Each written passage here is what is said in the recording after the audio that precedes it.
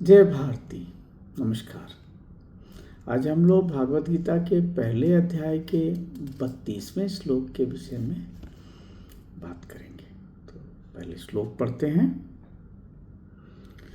किम no राज्येन Govind किम भोगैर्जीवितेन वा येषामर्थकाङ्क्षितं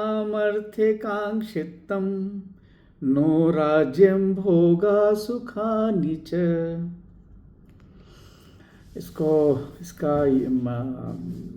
इसका शब्दार्थ हुआ कि अर्जुन कहते हैं कि हे गोविंद, हे भगवान कृष्ण, हमें उस राजभोग और विलास का क्या लाभ कि जिनके लिए इस चीज़ की आवश्यकता थी या वो युद्ध में मारे जाएंगे। तो इसको कविता के रूप में पढ़ते हैं, फिर समझने का प्रयास करते हैं। ऐसे विजित राज्य का क्या प्रयोजन, मतलब ऐसे जीता हुआ राज्य का, ऐसे विजित राज्य का क्या प्रयोजन, करते प्रेम जिन्हें कैसे देखें उनका मरण, जिनके लिए आकांक्षित राजभोग समस्त सुख, युद्ध उन्मादित सभी, कैसा द्वंद्व यह हे मोहन। फिर से इसको पढ़ते हैं। ऐसे विचित्र राज्य का क्या प्रयोजन, करते प्रेम जिन्हें कैसे देखें उनका मरण, जिनके लिए आकांक्षित राजभोग समस्त सुख, युद्ध उन्मादित सभी, कैसा द्वंद्व यह हे मोहन।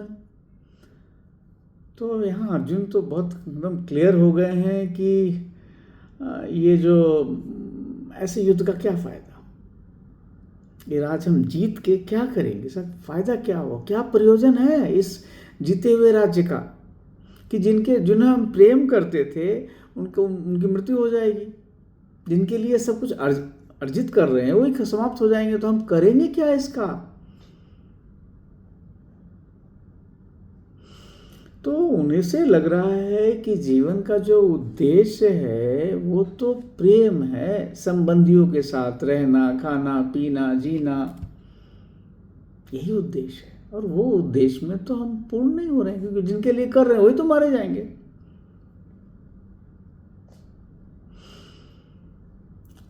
तो अब अर्जुन का जो है, इसको वो धर्म युद्ध ना मानकर वो सोच रहा है कि ये मेरी निजी क्षति हो रही है, मतलब पर्सनल लॉस के रूप में दिख रहा है। उसको वो नेशनल की जगह पर्सनल ले आया है। It's a question of national interest. धर्म युद्ध है, अपना युद्ध नहीं है। तो इसलिए यहाँ पर उसका विवेक और न्याय जो है वो सब समाप्त हो गया है। इसीलिए वो कह रहा है किम नो राजेन, जिसके लिए राज चाहिए था वही नहीं रहेंगे तो फायदा क्या है। किम भोगे जीवितेन वा, और भोग और जीवन भी तभी अर्थ रखते हैं जब अपने प्रियजन हो। ये बात सही भी है कि हम हंसी खुशी तो अपने परिवार के साथ ही मनाते हैं, पर जहाँ धर्म है और परिवार है तो धर्म बड़ा होगा। एक बात हमें ध्यान रखना होगा कि जो अर्थ, काम, धर्म और मोक्ष, तो मोक्ष को अलग करते हैं, सिर्फ 3 चीज पे आते हैं। तो आपका जो काम है, आपका जो धर्म है, आपका जो अर्थ है, तो काम और अर्थ ये आप धर्म के अनुरूप ही करें। क्या ये रुपया पैसा कमाना सही है, धार्मिक है? धर्म मतलब इसको ड्यूटी के रूप में लें कि क्या वो सही है, सही तरीके से लिया जा रहा है, तो आप उसको स्वीकार करें। कोई भी आपकी इच्छा है, कोई काम है, वासना है, कोई भी इच्छा है, क्या वो धर्म के रूप में है? जिस चीज़ की आप इच्छा कर रहे हैं, क्या उस पर आपका अधिकार है?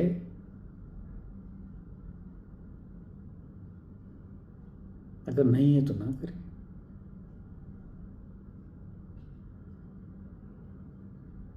कहीं कोई खाली ज़मीन है, उसको हड़पे नहीं। किसी का वैसा कुछ रखा हुआ है तो उसे ले नहीं, क्योंकि उस पर आपका नहीं है। धर्म कहता है आपका नहीं है वो।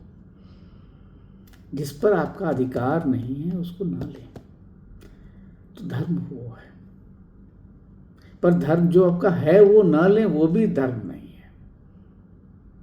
यहाँ अर्जुन की स्थिति दूसरी भी है। तो हमें यही सब सोचना है। आगे बढ़ते हैं। अर्जुन की विषाद युग तो है। अब याद रखें हमें कि हम लोग, हर लोग अर्जुन विषाद से गुजरते हैं। हर मनुष्य एक अर्जुन है। जब परेशानी होती है तो वो विषाद ही है। और तब भगवान कृष्ण की जो बातें हैं बहुत बहुत काम आती हैं कि हाँ ऐसा करना है। बहुत क्लैरिटी है।